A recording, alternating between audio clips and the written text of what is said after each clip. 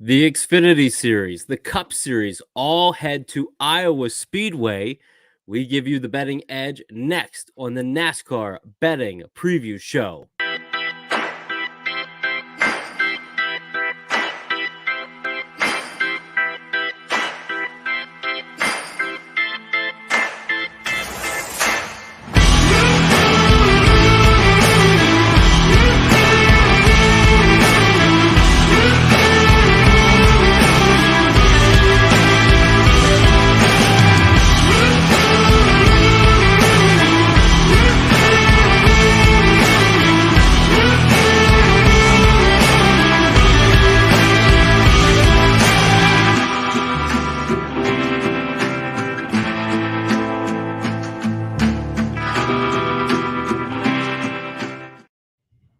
What is up, everybody? Welcome to the NASCAR Betting Preview Show. If this is your first time, make sure you let us know where you're listening from, watching from. If you're on YouTube, X, wherever it is, let us know. Join in through the comments. We'll get your whatever it is you have to say up here. If you're listening on the podcast feed, thanks for always listening and supporting us there. And can't thank you guys enough. I know we're going to have some fun tonight. This is going to be a little bit of a different show because we're going to a track that the Cup Series has never been to. The Xfinity Series was here years ago. So a lot of new faces, places, those kind of things. So kind of throw out the old, and here we go this weekend. NBC takes over the coverage, which I know a lot of people are excited about. So it's going to be a lot of fun here this week. Let's start off with the panel introductions. And Phil, I'm going to kick it over to you first. Down there in the down that side in the corner there, watching the Phillies. Got a Phillies hat on. So Phil, you just dropped your podcast just minutes ago. So everybody go check out Phil at Full Tank Phil on X at Instagram as well. How are you, Full Tank? I'm feeling good, man. Coming off of a really good week at Sonoma. Needed it. Really needed it. Starting the month of June hot after a pretty weak May. So could not be more excited to be back in the green. And I'm excited for the challenge that we have, and I'm really looking forward to the conversations that we're going to have with this new track on the Cup schedule. So we'll see what we come up with tonight.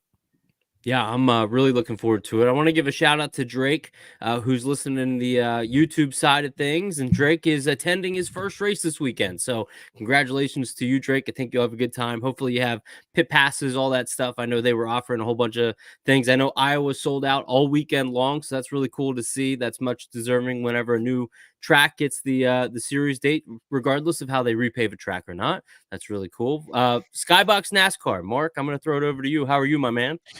I've been better. Phil was talking about green and money and winnings. I don't know what that is. Ever since we celebrated our fallen veterans, I don't know what that is. I don't know what winning is. All I see is red and big L's. But a couple of years ago, if I used to come on this show and I used to bet on people with paint schemes, and that's about what's going to happen here at Iowa in the hashtag Corn Can 350 this weekend. So I'm fired up. We're going to look at some comp tracks. We're going to treat this week like we would any other week, just no track history, because what else are we supposed to do? So I don't know shit about fuck. I don't think anybody else does. 1 lane, 2 lane, bottom lane, top lane. I don't know. So we're going to have some fun tonight.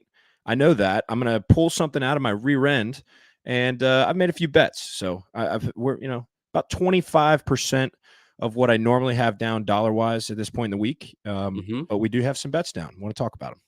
Well, I like it. At least somebody's got something to play this week. And, that might not be the last time we hear that phrase. I actually been thinking about maybe naming the show this week that exact phrase that you said there. I don't think I will, but it was on my mind at least. Ryan, I'm going to kick it over to you. Wintherace.info. How are you? Doing good. I agree with a lot of what Mark said. I did have a good week last week, though. Sonoma was pretty awesome. Won the big contest on FanDuel.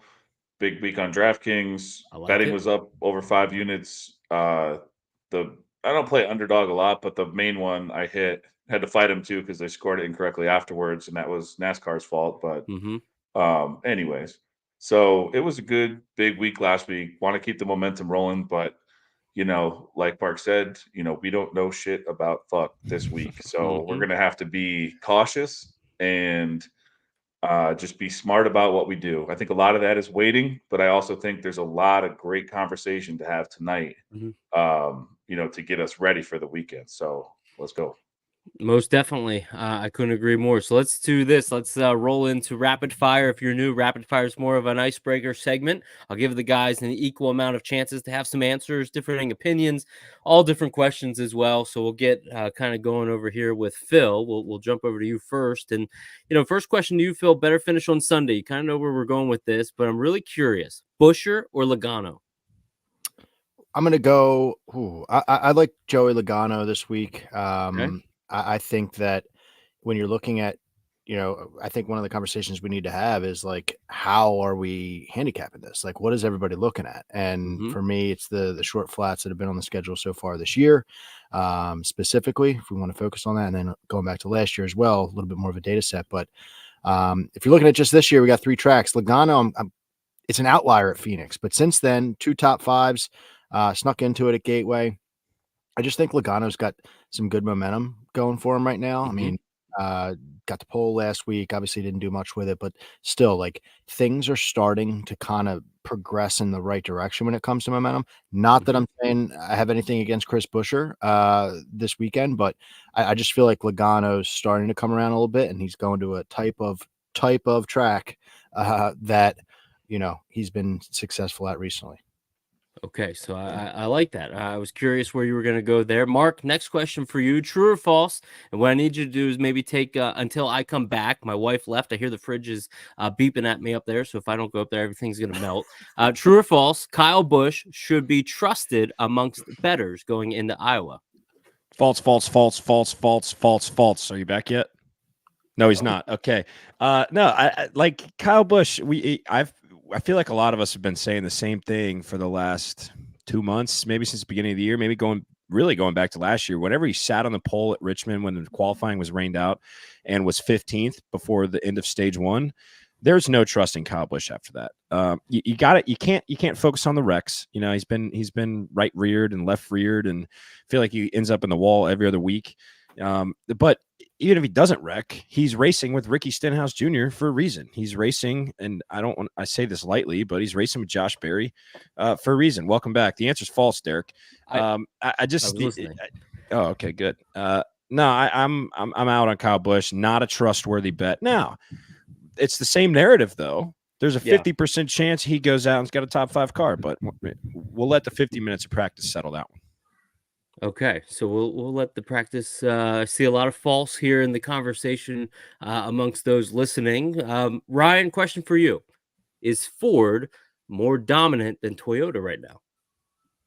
No, I don't. Okay. I don't believe that's the case at all. And I don't think that's what we'll see, this week either. So no, I won't go that far. I think Ford is taking steps in the right direction, but Toyota is going to be stronger, I think, throughout the rest of the year. Like if you look at the rest of the schedule, I trust Toyota way more. Yeah, it's just interesting after North Wilkesboro, and I understand maybe that you couldn't pass there, but Logano, from that point on, we've seen Ford really score a number of victories, I should say, and just perform much better. So I was curious what your take would be there. And Phil, next question for you: your favorite data point regarding Iowa heading into Sunday?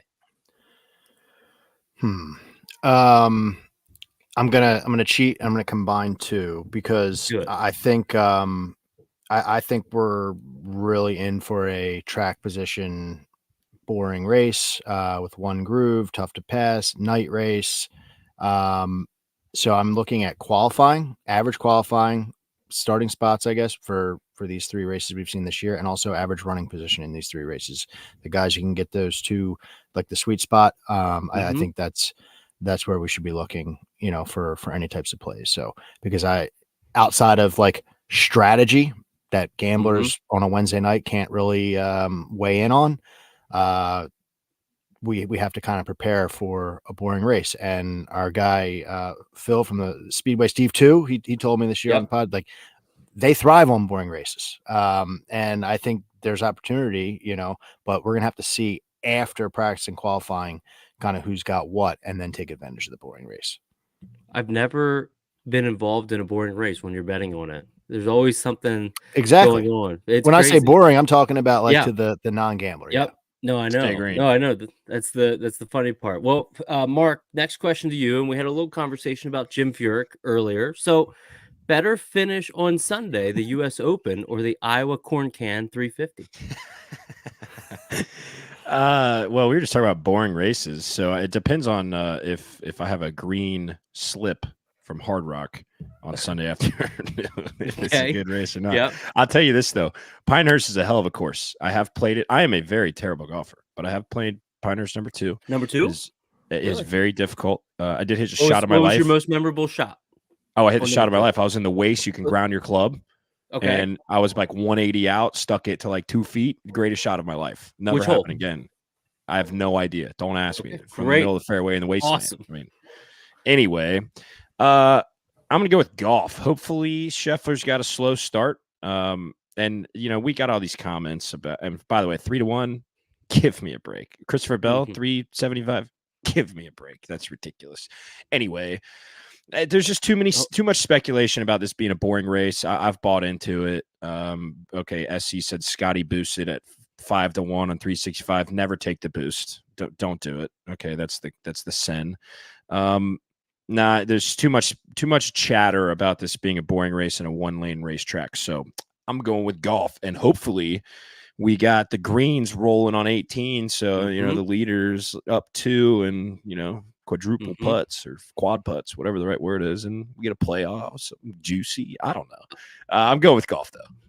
Well, I wonder if I just untapped something here when I brought up golf, and just the comments are just littered with stuff about Scotty or scores or whatever, just parlays. So maybe we should be a golf NASCAR podcast at some point here with all this stuff. Maybe you don't want my golf picks, brother. No, we probably don't.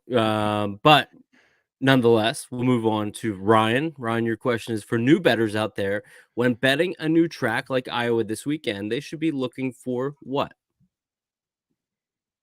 Well, I don't know if it's what you're looking for, just more so like what we're saying as far as being patient. So I guess what you'd be looking good bit of advice. for would be the speed in practice, especially in a unique situation like this where we practiced the day before. What'll be hard is trying to see like who you think will lay down the fast lap in qualifying after we see the speed in practice. Yeah. It's like sometimes like you look back at Phoenix, like Denny qualified second, Bell qualified 13th, but Bell had a car that was rockets ahead of Denny Hamlin and everybody else in the field. So it's like he had a race ready car. I don't know if that will happen this weekend. Like, I don't know if you can be P1 in practice, and if you don't qualify well, I don't know if you can just buzz right through the field. So like, you could be a faster car. Were there faster cars in Logano at Wilkesboro? Maybe. I mean, we don't know because you can't pass. So like, I don't know what we're going to see, but I would say you have to look at practice and qualifying, try to get the fastest car. They'll probably open it up between practice and qualifying. So if you want to take a few flyers and who you think is fast in practice, even on the long run, but can qualify up front too, that's probably what I'm looking for. Okay, so that's what you're looking for then, and I think you answered that well. Just curious from a new, standpoint. I just saw somebody bring up, I think it was SC, about Iowa football. Fittingly enough, Phil, your next question is this: name 3 things you know from Iowa, not named corn or Iowa football. Good luck. Des Moines. Hey, how about Des Moines is the capital. Des Moines is the capital. I know that. Yeah. Caitlin Clark. And that was good. Yep. Yeah, and not football. Not football. Oh man, Cedar Rapids. That was a good movie with Ed Helms. I think. All right. So yeah, I'll go with that. Isn't the Field of Dreams? Where's that at? Iowa? No. Gotta be. It is Iowa. Oh fuck. Dude, There it is. Look, there's a diamond behind you, dude. You're the baseball guy. I'm not the baseball guy. The quote from Field of Dreams, "Is this heaven?" No, it's Iowa. I put it in my podcast this week. Oh shit! I thought you were about to say I put that in my yearbook. I was gonna say, wow. No, I'm not from Iowa. We forgot about our guy SC. This is his home. Like NASCAR's finally in his home state. So Troy, I thought he was in North on you. Dakota. Hopefully I thought he was from North Dakota or one of the. I don't know. Dakotas. He keeps saying myself, me. Okay. So I'm going to say that Drake, obviously, he's going to his first race this year. He's going. He's from there. Tornadoes. So, Tornadoes. I thought Tornadoes as well. But man, that is. I asked. We had. So my daughter turned 4 on Saturday, and we were talking about Iowa. And my sister, I said, "What states border Iowa?" And I gave her 5 opportunities, and it was Whiff City. So. So he's from South Dakota. Never mind. From Iowa, close. lives in South Dakota. All right. So I guess you can. There we go. You can claim it SC. Sort of. Mark, question for you: tire test means what heading into Iowa? It means something. And Perfect. Well, hold on. It did. If they're running on this, was the repave? Did the repave happen before the test? I think the repave. Same track. Yeah, it did. They were talking about. Yeah, that. you can see Larson like diving down into it in the videos that Bob Pockrass posted. So let's take the repave out of it. If you have Joey Logano running 800 laps at Wilkesboro, clearly that helped him, right? Now, did it help Josh Berry at Sonoma? No, because he came in like a wrecking ball into the last turn. I'm going to say yes. I think laps experience, if nobody else has laps on this track for 5 years, and I don't care where there's new pavement and where there's old pavement, it's the same track with the same banking of degrees and throttle and brakes. And yes, I think that absolutely they have an advantage. It's Larson, Brad, and Bell. Who's that? Larson, Bell. Yeah. So did the books know that he did the test? I don't know. They're high off their ass if they think that Xfinity matters right now. But that's the only thing I can think of. Short, flat, Bell, speed at Gateway, his Xfinity, and the test. So I do think he has an upper hand. I think he's going to be fast, but 375 is quite ridiculous. Anyway, I'm getting ahead of myself. The test matters. Go ahead. He tested at Phoenix too, so I think they knew that. So they saw him just dust everybody at Phoenix after testing. So they're like, "Oh, Bell tested again. We're not going to get murdered again." Yep.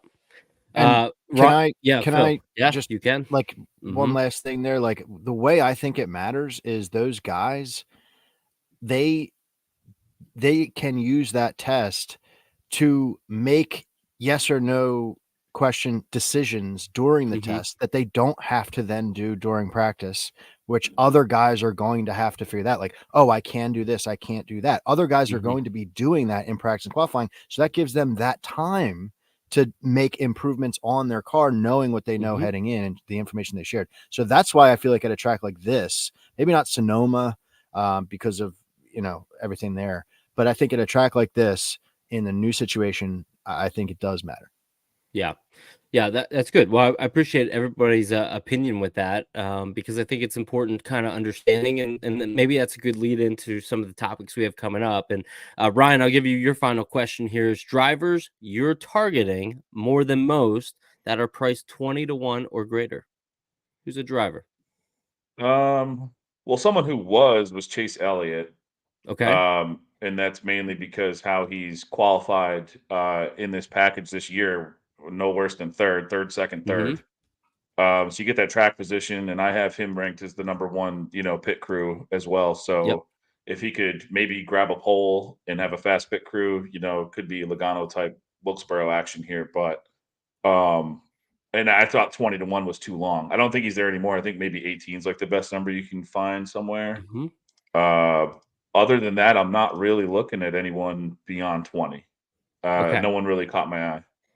Okay. I want to highlight this question, which I think was really good. We were going to get into this here a little bit later, but it's from Brian. He's asking about what tire combo we have this week. Do either of you know that answer? I'm going to be pulling it up here on J-Ski, but I thought that was an interesting comment here. Yeah, I'm pretty sure it's the primary tire from the All-Star race at Norris Wilkesboro. You are correct, Phil. And the expectation is that we're going to get a little bit more wear on it because it's banked a little bit more at Iowa. Yep. And so this tire, exactly. This tire, is expected to run not only this week but next week as well. So Brian, I really appreciate the question. I had it highlighted here in my notes, but I think it's really good for us to kind of talk about because this was something that obviously they tested at North Wilkesboro. I don't think it didn't pan out the way we were hoping to, but that's obviously a brand new repave, so maybe it didn't wear. And plus, let me just get this off my chest too. When you're doing a tire test and you have a race, the event is at night and your tire test is in the daytime, of course, the tire wear is going to be greater in the daytime versus nighttime during an event. I don't know. I'm not the smartest guy in the room, but that seems to make some sense. They're going to be racing it next week then as well at New Hampshire. So make sure you keep that in mind as well. So good question there, Brian. Phil, you are the lucky dog this week. Monday morning headline reads what? Monday morning headline reads, oh, man. I'll go Denny Hamlin celebrates by eating a raw corn on the cob. I'm strong on raw. Yeah, raw. I'm heavy on. You peel it too? Not cooked. You don't boil it or whatever, grill it. No butter? Come on, dude. Okay. No, he's just eating it raw, and that's what's going to make headlines. It's going to be disgusting. Okay, so what track I is just it? like Toyota. So I think it's Bristol, where when Denny wins, they've been throwing cucumbers, right? Like a wrapped cucumber onto the track. Huh? Nothing. I might have said dildos. Oh, okay. I was like, what? Maybe I was wrong. All right. Well, wrapped it might be cucumbers. that. Drake, something for you. Take a raw corn on the cob because you're going to be at the race. You're saying it here in the chat.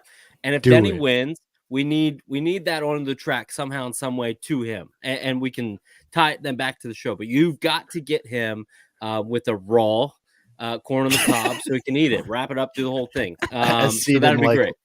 SC didn't like that adjective. I know. I couldn't think of what to call it when it's just like no, it's fine. Cooked. Not cooked. No, raw was the correct terminology there. So I'm glad I asked you for that because that will be a Monday morning headline that we can then tie back. So let's do this. Let's go to Rider Fade. And Phil, I'm going to let you follow up that comment to now going into what is your favorite or what is a matchup that you want to kind of highlight going into Sunday. All right. So I have a question for the boys about this one because I like this matchup. Okay. But I want to know, you sort of touched on this, and I saw some folks in the chat kind of alluding to where I was taking it. You asked a question about Kyle Busch. Is he trustworthy? My question to you guys, Mark and Ryan, and anybody else that wants to weigh in, is KFB going to try and get revenge this week? Because if we feel like the answer is no, then I have a bet for you. Do you feel like he is that far out of sorts, that pissed off, that like I don't give a fuck type attitude right now? Where I don't think he'll be in position to get revenge. Oh, I have a question for you, Phil. Yeah. Is he going to wreck 3 guys? Yeah, it's a number of guys. What do you mean? It's not just Chastain. Chastain, Barry. Who wrecked him again? Oh, I guess it's Barry. I think Chastain is the one. Chastain is the one that cost him the race. He'll have to. Stenhouse will have to worry riding around in the back next to Kyle Busch. So where I'm going with this is, if you're afraid of KFB taking out Chastain, then you might want to look the other way. But Caesars has. I came into this race saying, who is up against Kyle Busch? Because I want the other side of it. And he wasn't. DraftKings, like, I didn't even check this afternoon, but they didn't have any head-to-heads. So the only thing I could get was a team bet, Trackhouse versus RCR, which is fine because I'm throwing Austin and Suarez out and saying, okay, this is a Chastain versus Kyle Busch bet. And I'm fine with that because that's what I wanted anyway. It's minus 130 on Caesars, or I think it might have shifted now to minus 135. I want to take advantage of the fact that Kyle is just in a downward spiral and the fact that his stats are just dog shit. So looking at the 3, I'm calling them comp tracks. I don't know if you guys have take issue with that, but I'm calling them comp tracks. This season, 25.7 is his average finish. Only one top 20. It was a 20th place finish at Richmond. All right. And I know he qualified well at Gateway, but I personally, I know you can't pick and choose how you want to read stats, like stats or stats, but like I'm kind of chalking that up to the fact that it was an intermediate package and they ran decent so far this season on intermediate packages. So then in the race, he gets into it with, I think it was Larson, and there it is. So can't get finishes. Meanwhile, you look at the other side of this, like I'm not scared that he's going to qualify 10th, because even if he does, he can't get the finish. 18th in green flag speed. It's just not going well. Ross, since the start of 2023, has 1 win at Phoenix in the championship, as we know, 2 top 5s, 3 top 10s on these style tracks. And this year, 6th, 15th, 12th. So I'm just going to say, give me 12th place. He wins this team bet. Like he wins this team bet by far. Because Austin's not bringing anything to the table at all. And, you know, I'm not scared by his 6th place at Gateway for the same reason that I mentioned Kyle's qualifying spot. So to me, this is huge. And it's a 9-spot difference on win the race, your ranks, Ryan. So that's always a big feather in the cap for me when I'm looking at these rankings and these head-to-head matchups. So, and let's just say that Kyle does get into Ross and they wreck each other. Suarez has been better than Dylan slightly. He's 2-1 against him this year anyway. So I even have that as a backup. So team bet Trackhouse over RCR. So before I move into Mark and Ryan's thoughts, do you mind answering Troy's question here? Would you take AD over Kyle if that existed?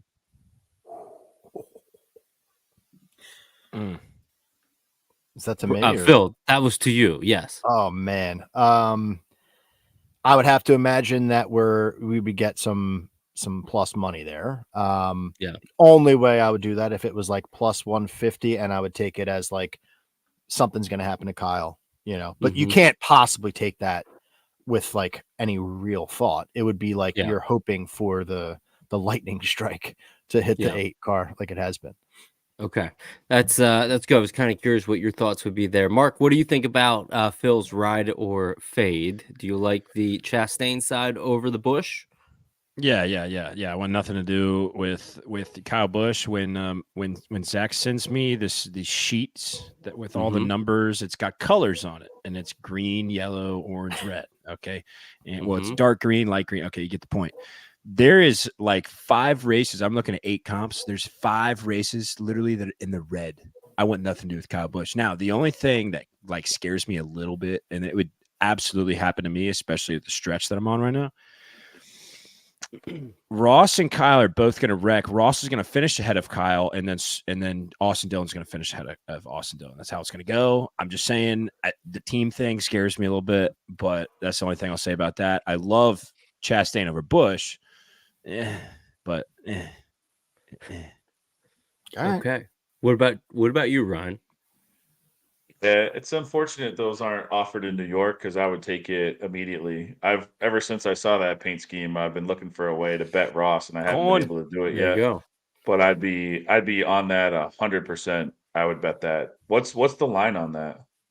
It was 130. Now it's 135 in favor of I would take that. I'm fine with that. I would take that. Even in like the secret spot on Caesars, it's not there in New York, so I can't get it, but I would definitely take it. Wow, that's a shame. So I never would have thought they would restrict that type of bet. They restrict the dumbest shit that's crazy. in the world. You and Brian just live in the best states in the country. Yeah, why don't you move? Yeah, why don't you move, Ryan? Come on down south. Phil and I got plenty of opportunity for you to live Next down. to Where Jim am I? Furyk. Jamaica? Next to Jim Furyk. That's right. Yeah. Exactly. I'll show you where he used to practice and the house he grew up in. Amanda Balionis, she used to live right down the road as well. How about that? So I just learned that tidbit yesterday. Mark, I'm going to throw it over to you next. What is the head-to-head on your board? You guys want to come hang out, Jim Furyk? Just come on down to Jacksonville. Anyway, all right, here's the deal. I'm looking at 8 comp races. Phil's looking at this year. I'm looking at the last 8 short flats: New Hampshire, Phoenix, Richmond, Gateway, Martinsville. Okay. What else are we going to look at? We got nothing. I want everything. I want all the numbers I can get. I want everything. I want the full package. So I'm taking as much data as I possibly can. Well, Zach put it together for me, but I want all the data that I could possibly can. There's too many unknowns. It's got me a little squirrely, for all the reasons that we've already mentioned. No, haven't been there, whatever. I also already said this, but I've got about a quarter down of what I typically would have this early in the week, give or take. But I'm going to lay some juice here because the conglomerate, I hope that word fits here, of numbers, stats, yeah, it's a big one for me. Florida's education. The conglomerate of numbers that I'm looking at, this should not even be close. There's one outlier, and I'm taking Bubba Wallace minus 140, Bet365 over Austin Cindric. I just looked. It's minus 150. I know. You're like, wow, this guy is drinking way too many corn cans already this week, but I haven't, because if I was anything remotely close to the short flats we've been to, Bubba's mollywopped Cindric in every race except Gateway. Like, obviously he won in dramatic fashion. He had a fast car. He was not a top 3 car, but it was fast, very wicked fast for his standards. Let's jump into the numbers. Power rankings. Bubba 11th, Cindric 19th. And if it weren't for Gateway, Cindric would literally be like 26th. NLD speed on the 8 comps. Bubba 9th, Cindric 26th. That's with the Gateway speed. NLD average running position. Bubba 5th. That's pretty good. Cindric 25th. Once again, that's with Gateway. So that's how bad he's been in the other 7 races. Head-to-head in those 8 races, Bubba's 6-2 with an average place differential of 12.46 spots. That's a lot of spots. Bubba also, he's got 3 top 10s, but in 7 of the 8 comps, he's scored top 15s. So he's running well.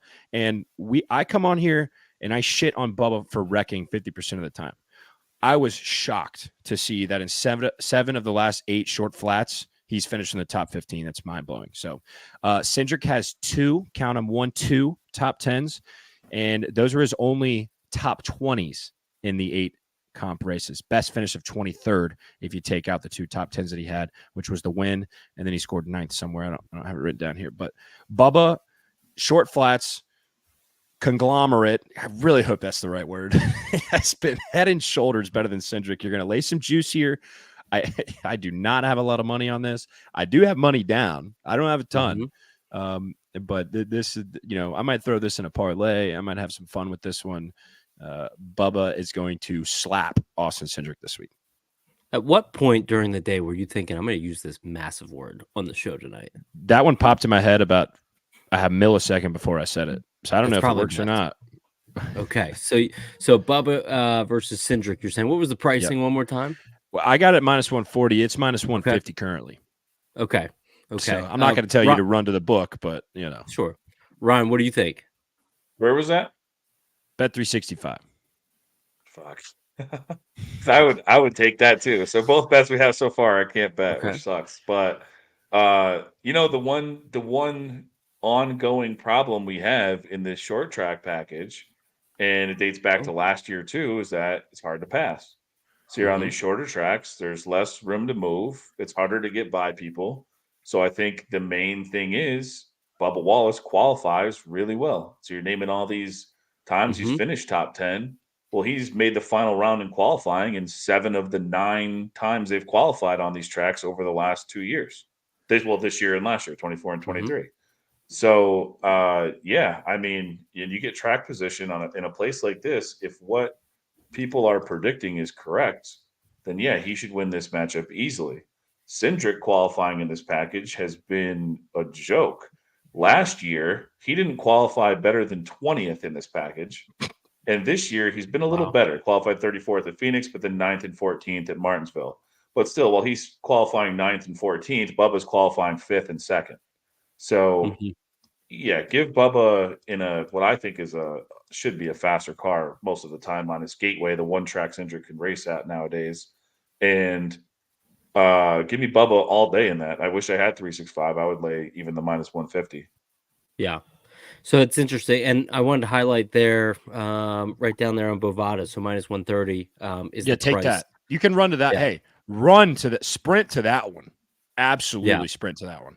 So if you got Bovada, grab it now, because that probably won't be around too much longer. I'm also putting some polls on X, so anybody that's listening there, I put up the polls of what the guys are saying from what their favorite matchups have been so far. Phil, what do you think? You on the side of the boys here, or you want to go the other way? I've been trying to hold my giddiness together because this was any fans of the Full Tank with Phil podcast probably hit this one already on Bovada minus 130. I hit earlier today, and I saw Brian already jumped on that and shared that news. So minus 130. I love it. And you guys hit on all the reasons. I'll just say one more thing, like that average running position stat.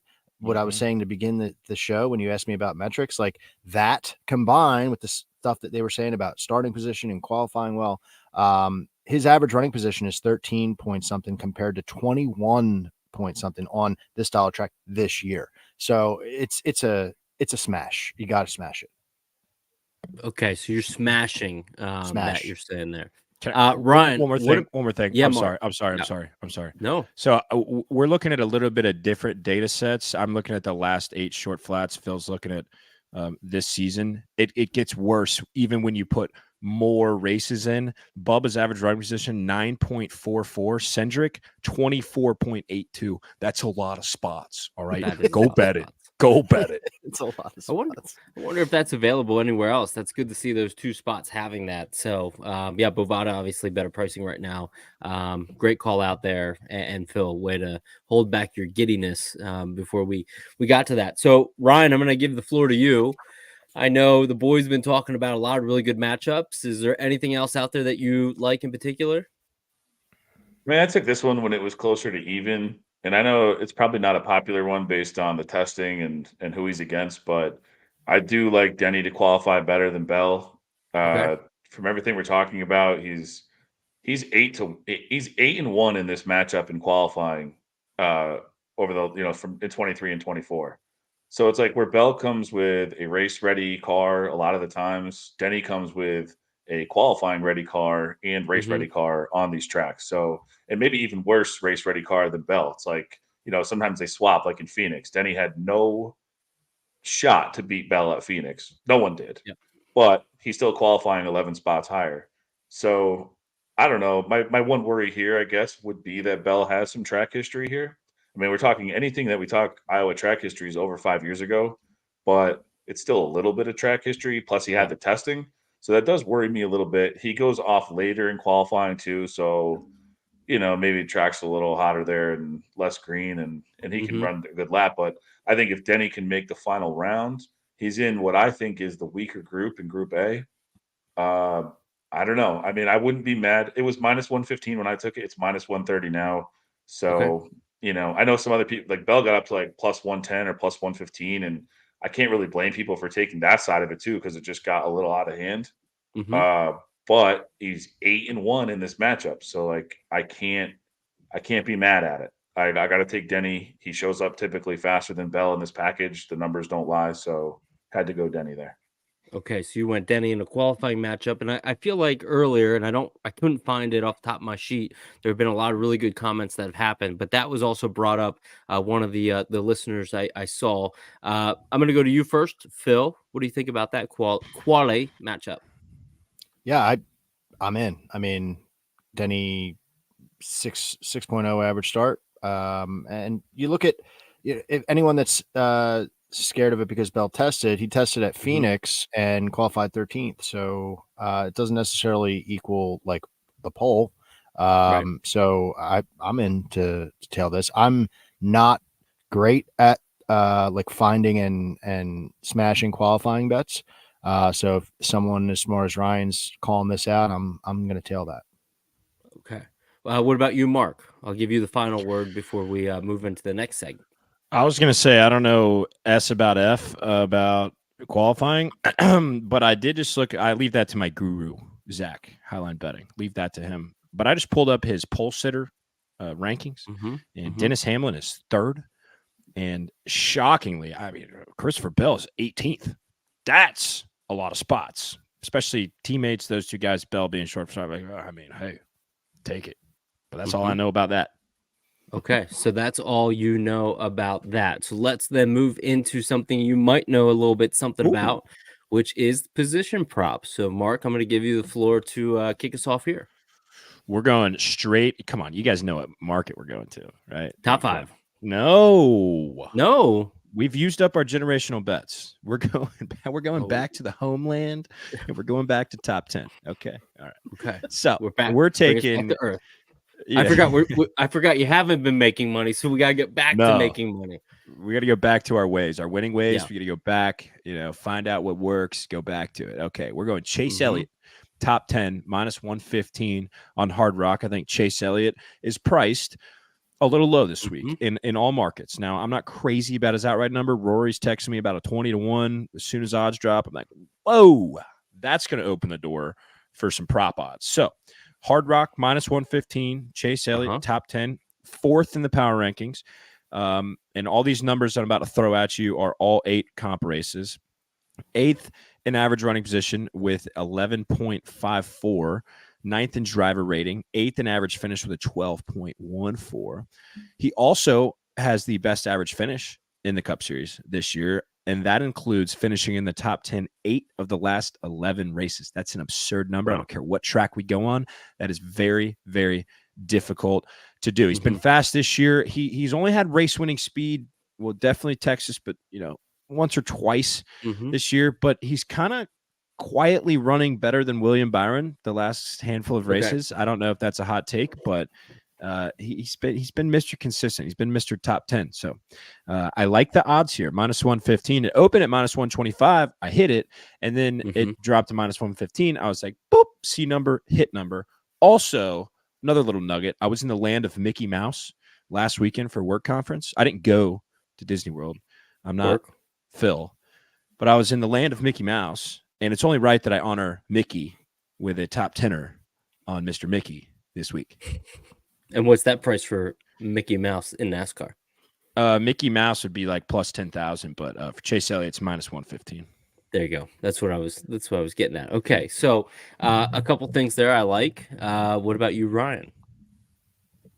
I have nothing, but I would tell that. So again, tell I don't have Hard Rock. The best number I have on Elliott's minus 135. I think that I can bet for a top 10. Excuse me. It's okay. It's close for me, and I might end up betting it. I've already bet Elliott to win, so there's a spoiler alert for the next section. So like Roy was texting, I did take that 20 on Elliott for all the qualifying things that I said earlier. And then again, as far as the top 10 bet goes, yeah, I would love to. I know this isn't ride or fade anymore, but I would like to ride with this one too, since I didn't have one coming into here. He's finished top 10 at all the short tracks, even the ones in the other package, Bristol, top 10, Dover, top 10. When he didn't top 10, he top 10 at Richmond, top 10 at Martinsville. He didn't top 10 at Phoenix, but had a top 10 true performance rank. So just what I would call an unlucky finish there.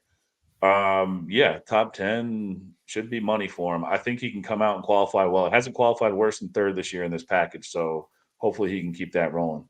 Okay, so maybe keep that rolling. What about you, Phil? What do you got for us? Well, I was gonna call out Chase Elliott top 10, so I don't have to. These guys already hit it. Yeah, it was. That's crazy. I had a different number. I had a different number on DraftKings. You had a much better number than me, but he's like minus 200 on some books. So like that's crazy for a top 10. To get that number that you have, I got minus 140. I thought it was a steal, and I already hit it on DraftKings. I'll move to something a little bit more. First of all, I need to derail for a second here, Derek. I have an Iowa stat for you. I have an Iowa stat, and it ties into NASCAR. I was Googling famous things from Iowa. One of the things that I found was this is where someone invented sliced bread. Do you happen to know a NASCAR driver with the nickname Sliced Bread? How about the old 2-2 car? Yeah. Look at that. You got confetti coming. Confetti with the 22? What is happening? Holy shit. Why can't I get it?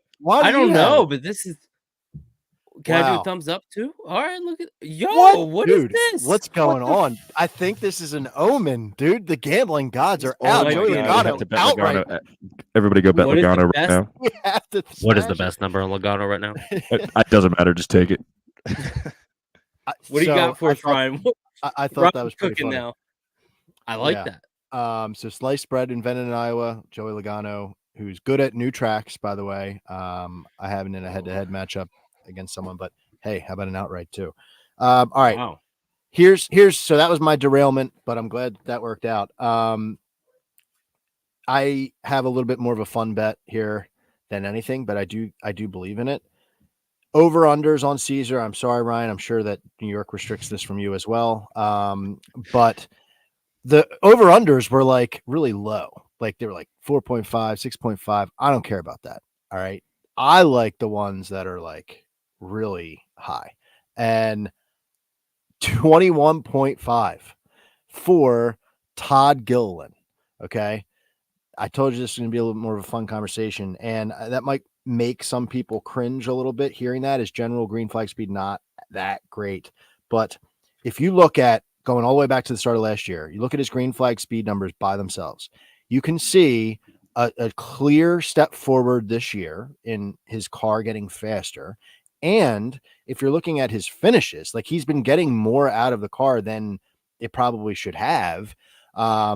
If you're looking at all the 9 races, he has 4 top 20s in the last 9 short flat tracks, and 6 of those 9 races he hit this bet under 21.5. Okay, so that's important because it's not top 20s we care about, it's top 21s, and he's got 6 of the 9, and he's 3 for 3 doing it so far this year. He's got a 17th, a 21st, and a 16th. So all of that, plus the fact he's got the contract extension, plus the fact that Ford is clearly giving more money to Front Row, like just pressure's off. He's improving.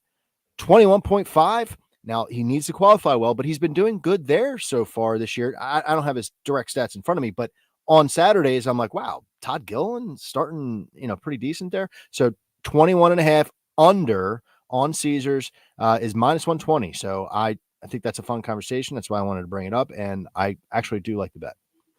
And how do you find those again, Phil? I know I've asked you before, but how do you find those for a simpleton like myself? Well, first of all, they showed up on the main page this week of your app on your phone. But if you want to get to I love how the NASCAR gambling podcast guys, Rod and Cody, they call it the speakeasy. And that phrase has stuck with me. You can go to the first page where you see the outright bets and then click on the name of the race. And then it gives you the new user interface and you click on finishes, scroll down. Yeah, you got to go on the top main menu where it says auto and click auto. And then you click the name of the race. Yes. To get to the race first, you go to auto. But yeah, then you do that. You have the new UI with the banner across the top. You look for finishes, and then you'll see a bunch of options. And then at the bottom, it's the over/under. So, that's the only fun one this week. Go ahead, Ryan. Yeah. Phil, there's a boost on MGM. I don't know if it's still live or not, but it's a 33% boost, I think, on any sport. And I'm looking, I'm like, like what could I really? It's limited to like $20 or something for me. So I'm like, what could be fun to do? And I looked at a ton of shit, and I landed on a Todd Gilliland top 3 at 53-1. So wow, that's So it's funny that my mind went there and your mind went there as well. So I like that. That's pretty good. And I know Drake's saying his pit crew's trash, and some of that stuff is true. Like, yeah, you kind of have to accept that if you want to place this bet. The top 3, he would need a solid pit crew, but top 21. Hold on. Go ahead. Since when has hot ass been a bad thing? Hot ass? That's Hot not ass. good. That's a good point. That's No, that's a good point. I guess there's a difference the kids between are saying hot ass and swamp ass. We don't like swamp ass. We like hot ass. I guess it depends on what area of the country you're from. Yeah, hot ass. That part's true. It's normal for you down there in That's humid correct. ass Yeah, Florida. Jacksonville knows Everyone's all about the used to- swamp ass. That's just normal. ass. He's got a normal pit crew. Yeah. to mark. From What's like wrong with May to September, that's normal. That's good. I like that. Yeah, it's I'm glad definitely. we talked about Gilly. Look at this. Okay, so we got a hot ass. W's in the chat for hot ass. Oh my god. What about you, Mark? Let's go to you next. Outright. He had the Elliott. Yeah. He had the Elliott. So, I'm dying over here. Who did I get to everybody then? Yeah. Okay, look at that. See, you guys See got what me happens when we distracted. go on a tangent. Well, you got me distracted. My mind's going different places now. Let's go to the outright market. Let's talk about that. And Ryan, I'm going to let you kick it off. Anything that you like on the board? I know you talked about Chase just a little bit. Is that where you want to go? Yeah, I took 2 when the odds first dropped. I know some people got Truex at 12. I thought that was a misprice. I got Truex at 11. So I took Truex at 11 and Elliott at 20. And that's really just based on my ranks, like true performance ranks, as far as in this package alone on the short flats, and then also the combination of how they qualify in these. So Yeah. not just strictly saying like, I'm only playing because they qualify up front. No, but that does have something to do with it. I also did, look at how they've raced in this package as well this year. And for Chase too, I don't throw out some next gen history, but I do think he kind of wasn't himself, and the car was just so far behind.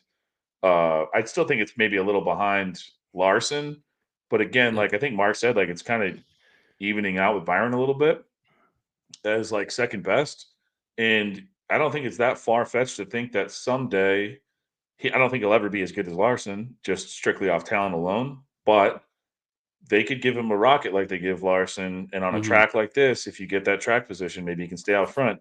Truex is the combination of like, you know, great on short flats. We all know that. What if there is a little more tire wear than we initially think? I think he's great with tire wear, where I probably wouldn't target Chase Elliott for that.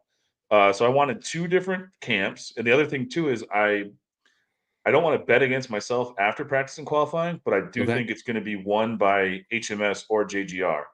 So see how they qualify. And if I want to bet on one of those 2 camps after practice and qualifying, I'm betting against the one guy, but I'm also picking up 3 guys with one I've already liked. So that's kind of how I'm playing it. I really think after practice and qualifying, I'll have to pick HMS or JGR and go for it. And that's what I think I'm going to do. Yeah. Well, I think I like that strategy a lot. What about you, Phil? Where are you headed?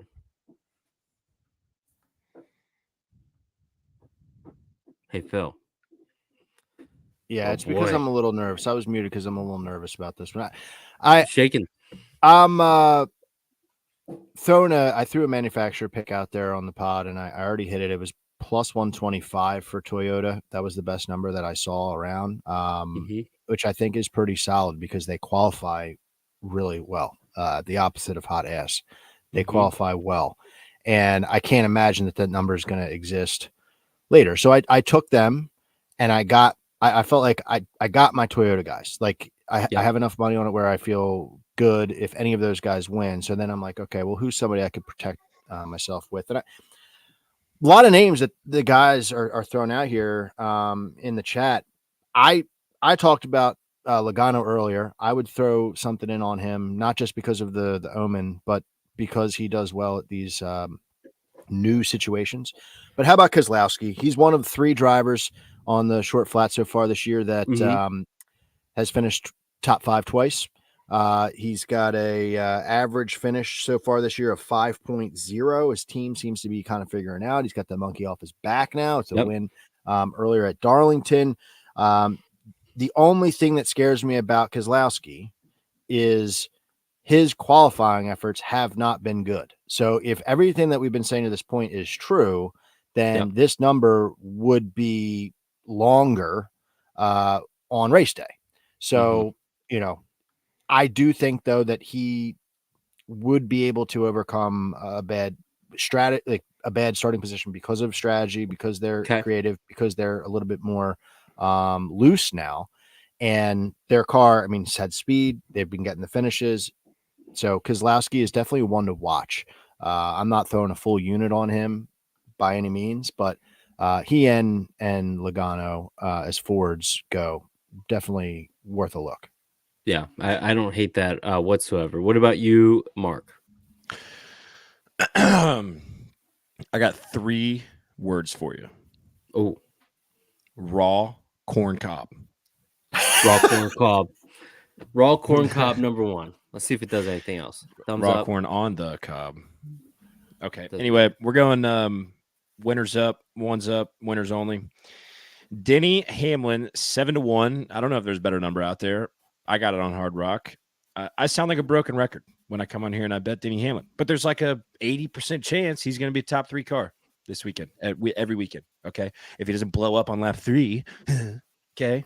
Not happy about that one. Dennis, Joe, get your cars in order. Chris, get your cars in order. That's ridiculous. Don't let it happen again. Okay. This is your 2024 champ we're talking about, and you're going to give him the Kyle Busch shitbox against BJ McLeod at Sonoma? Not happening again.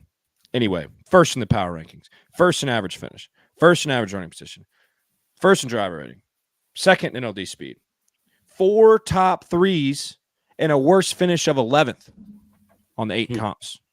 Come on. Give me some of this. Give me some of this. Denny Hamlin, 7-1. Take it to the bank. Although I don't know shit about fuck, so don't sprint to the bank. Just maybe skip or like fast walk in the Olympics. You know how they have that thing where they like can't let their feet leave the ground? Do one of those and go bet Denny Hamlin, 7-1. Bang. Yeah, when you were like, I got 3 words for you, I was like, I don't give shit about There's 6. Messed that one up, yeah. Well, okay, so Hamlin, you love Hamlin, like you said there. Mark, let's keep it with you. I'm curious to hear what your best bet. What's the best bet on the board that you found, or best market, wherever you want to take the people. Yeah, this is just I don't know if it's best bet, best value. Phil just talked about him, but I did see some value, capital V, on Brad Keselowski, top 5, plus 220.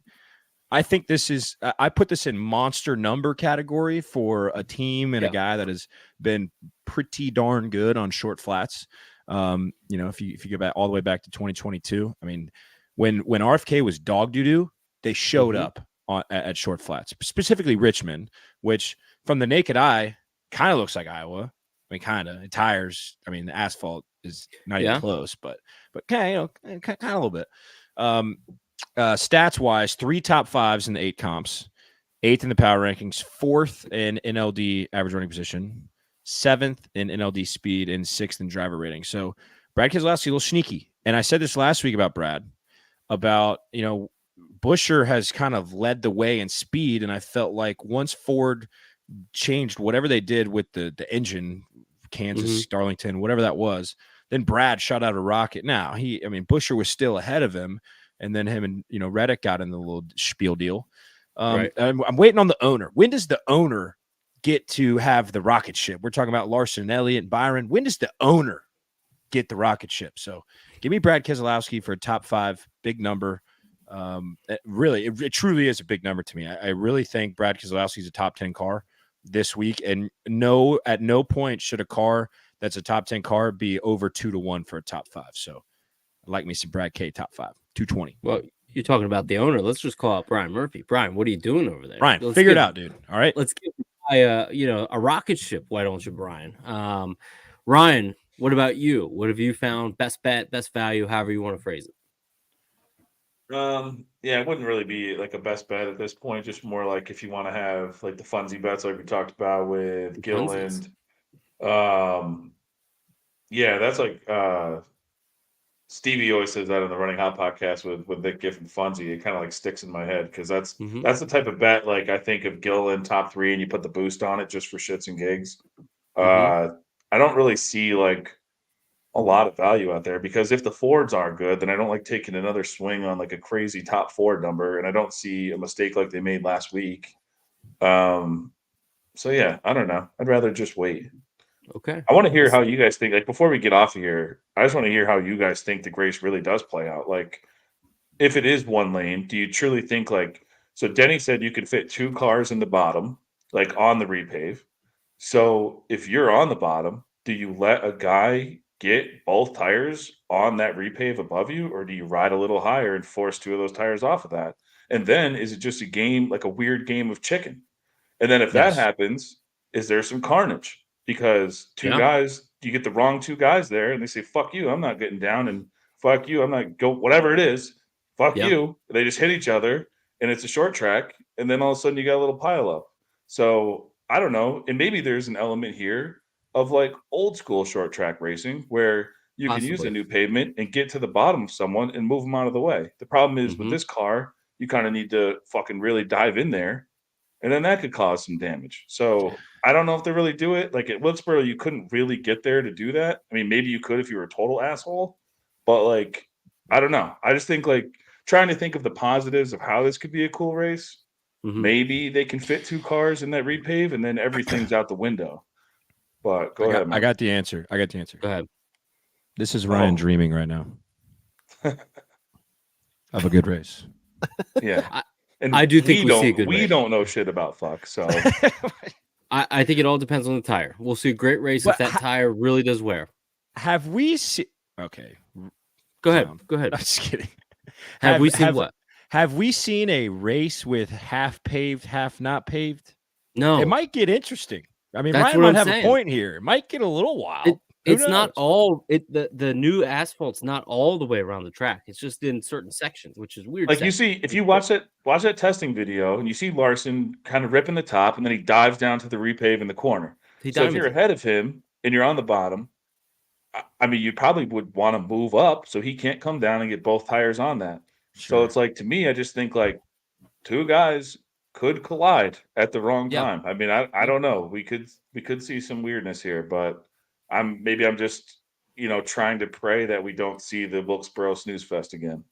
Oh, I don't think we're going to see the Wilkesboro Snooze Fest. I think another element too, it's going to be on NBC right after the U.S. Open or wherever it is. So it's going to be one of those action-packed. You're going to have those late night kind of drama. Fox. Huh? No more Fox. No more Fox. That's good. I know. That is good. Yeah, that is good. Don't let the door hit you on the way out kind of a thing. So Phil, what about you?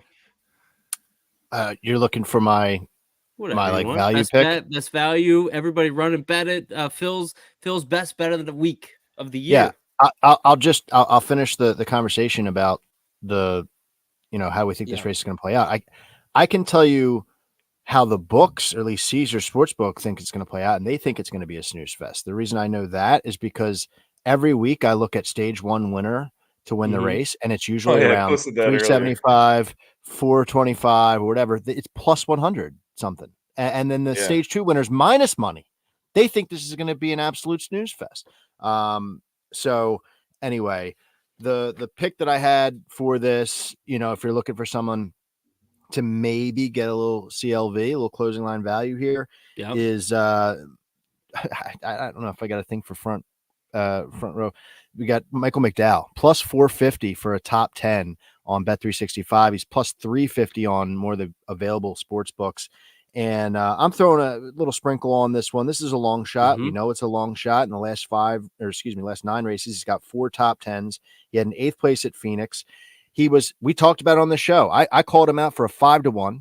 The guys in the chat said, hey, he's 8-1 for a top 10 at Gateway. Goes out, puts the car on the pole, was going off at minus 200 for a top 10 on race day. So the point here is similar to Gilliland. The team is just developing some momentum here. And that race, he didn't end up with a good finish, but he had to pit late. They just kind of fucked up their strategy. But he was running in the top 10 all race. Like, that wasn't because he sucked. That was a strategy gone wrong. So my point here is it's another short flat track. He's already got 1 top 10 this year, pretty much almost had another one. And he qualified well in the last race. Right. So maybe that 450 number disappears because he qualifies well and puts himself in a good spot track position wise. So keep your eyes peeled on Michael McDowell. And I would say if you want him, you're taking a shot. You're essentially making qualifying appointment television for you, because if he doesn't qualify well, I can't see him hitting this bet. Yeah. Phil, why don't you close us out? Kick that off. How can everybody support you? Always appreciate you coming on, giving your key insights. So where can everybody support you across the social media platforms? Yeah, I appreciate it. And you can follow me at Full Tank Phil, Instagram and Twitter. And Full Tank with Phil's name of the podcast. So give that a look as well. And really enjoyed talking shop with you guys here tonight. Everyone in the chat's been bringing their A game. This has been really fun. And Also looking forward. I mean, whether it's a bad race, good race, it's a night race, and it's a nice little Father's Day situation for those who are able to celebrate. So happy Father's Day to everybody out there, and we'll have a nice night no matter what. So hopefully we win some money to boot. What about you, Mark? Yeah, thanks for all the Father's Day. Happy Father's Day. Thank you. Appreciate that, everybody. I am the lone soldier. No, I'm just kidding. Not that I know of. Laying coin. I lied to you guys last week. I had some personal stuff come up literally right after we got off the show. So no laying coin last week. We're back this week. I promise. I don't care if an Iowa tornado comes through Atlantic Beach, Florida. Yep. We're recording laying coin. So it'll be out. Audio will be out late tonight. And Derek, I thought this was a fun show. I don't know. I was feeling goofy tonight. I don't know if you guys noticed that, but I was saying some dumb shit and I was having fun. So Lane Coin, we're going to keep this momentum going. Lane Coin should be a doozy. I'm going to tell Rory just a lot of bad words. Should be a lot of bad words. So Derek, you're the best. Thank you, brother. Yes, sir. What about you, Ryan? Yeah, I love the show. I thought it was fun. Love you guys every week. Even when I don't have bets to give out, I just come here and listen to all my friends talk about racing. It's pretty fun to say my dumb shit and chime in when I can. So wintherace.info is the website. Try to keep all the dumb shit out of there and give you some useful information. And it's been working out for the most part. Last week was a good week. We look to parlay it into this week and keep the good times rolling. So wintherace.info, whether you're playing DFS or betting or just want the stats, we got it all. So check it out. And thank you guys. This was a fun show. Let's hope the race is fun.